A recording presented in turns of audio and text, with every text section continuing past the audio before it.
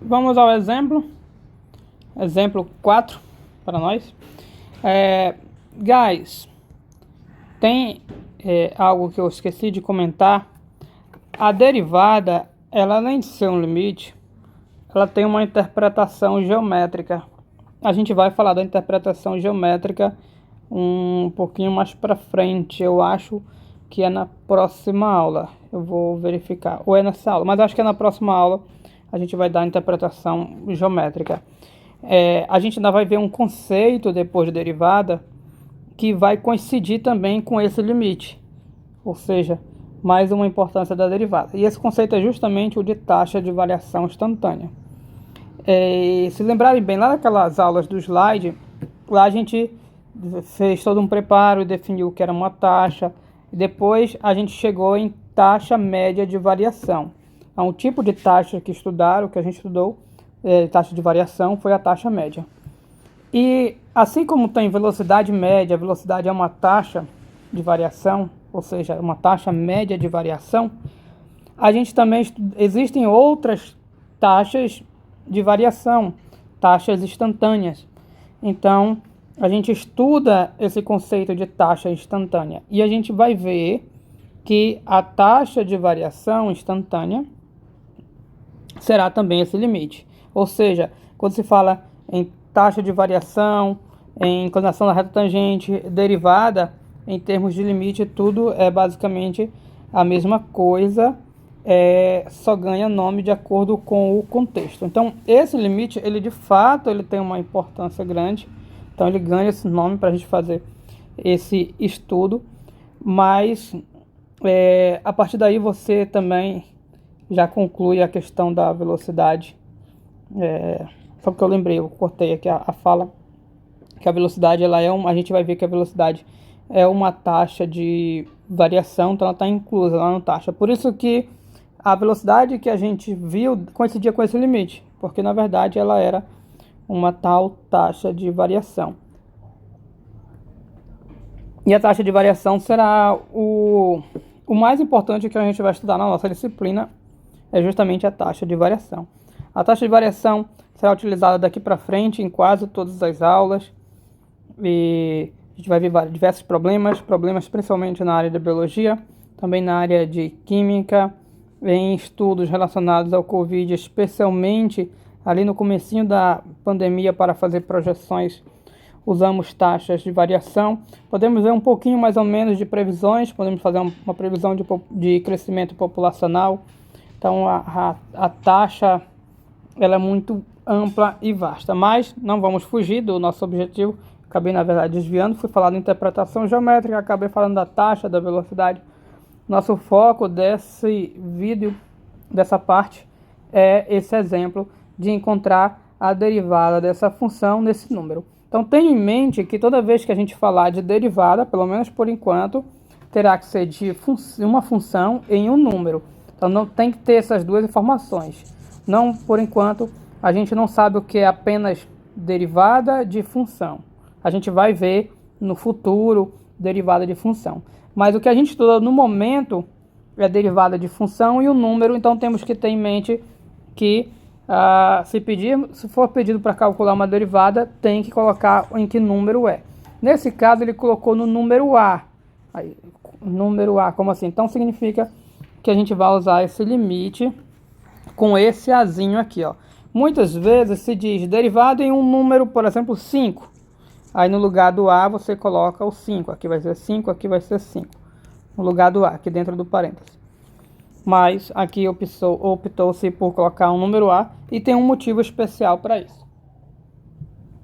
Então bora colocar o nosso famoso Sol e fazer a conta. Aqui nada mais é do que conta. A derivada é um limite, então ela é uma conta. Você vai colocar aqui o limite. Já sabemos que no limite é h tendendo a zero.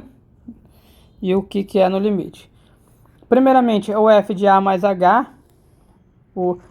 São três coisas que a gente vai colocar nesse limite.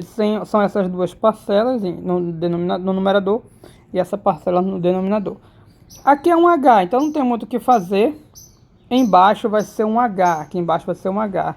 Eu gosto de colocar o h por último, guys. Por quê? Porque a gente coloca ele centralizado. totalmente bem no centro. Se eu colocar aqui e eu precisar esticar, ele deixa de ficar no centro. Vou deixar ele por enquanto, qualquer coisa, dependendo da necessidade, eu apago. Então, embaixo é H, não tem o que fazer. O que a gente vai precisar analisar direitinho na hora de fazer o cálculo são essas duas parcelas, que a gente tem que saber o que é exatamente. Essa é a parcela mais simples, porque essa parcela é simplesmente a função aplicada em A. Como assim? Você vai pegar a lei da função, que é essa, e vai substituir a variável por A. A variável é o x, então é o x por A. Que fica, vai aparecer na tela de vocês, fica A quadrado menos 8A mais 9. Vai ficar assim. Ou seja, essa parte é tranquila. Essa parte, alguns têm dificuldade, mas não há muito mistério.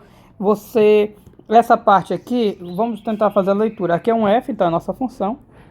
Tem esse parênteses, significa aplicado. Aplicado em A mais H. Eu vou até dar um destaque, A mais H. O que é isso? É pegar a função e onde tiver variável, colocar A mais H. Então eu venho aqui na minha função. A função começa bem aqui, ela começa com x quadrado. X é variável. No lugar da variável vai ser A mais H. A mais H. Então, quem vai ficar ao quadrado aqui é o A mais H. Aí a gente coloca o A mais H quadrado. Se ficar ruim para vocês verem, para vocês comentem lá no Telegram para que eu saiba disso e possa fazer um pouquinho maior, ok?